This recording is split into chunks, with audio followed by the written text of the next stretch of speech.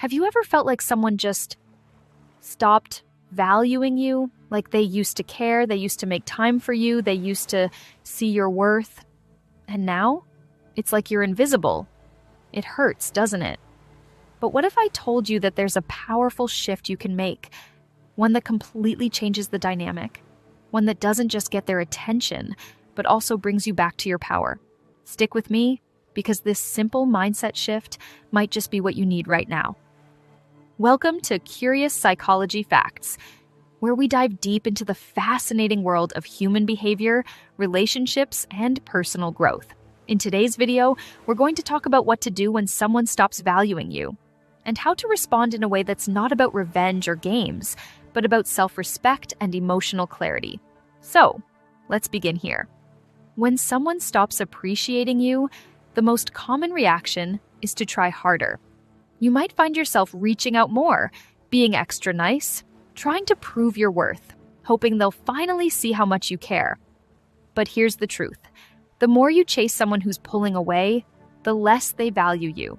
Because what's always available becomes easy to overlook. Now, I know it might sound counterintuitive, but the most powerful thing you can do in this moment is this. Step back. Yes, pull away. Not out of spite, not to play mind games, but to create space. Space for you, and space for them to notice your absence. Because when you stop overgiving and start focusing on yourself, people feel that shift. And that shift is powerful. This applies to all relationships, not just romantic ones.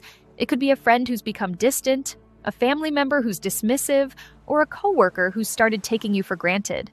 The principle is the same. When you pull back your energy, the calls, the messages, the effort, it does something psychologically. It forces the other person to sit with the silence, to wonder what changed, to reflect. But here's the important part.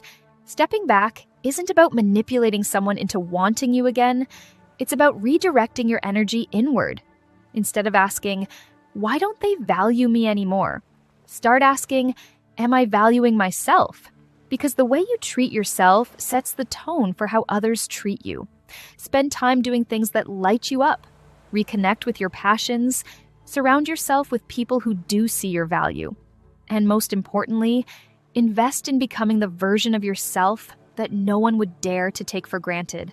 Confidence, independence, emotional boundaries, those are magnetic. And when you're grounded in your own worth, you stop settling for half-hearted love, one-sided friendships, or attention that only shows up when it's convenient. Now, let's talk about boundaries, because this part is key. When someone stops valuing you, it's often because a line has been crossed. Maybe you've been too forgiving, too available. Maybe you've let things slide that hurt you. It's okay. We've all been there. But now is the time to show, through your actions, not your words, what you will and won't tolerate. You don't have to make a dramatic speech or write a long emotional message. You simply need to change the energy. Let your distance speak for itself.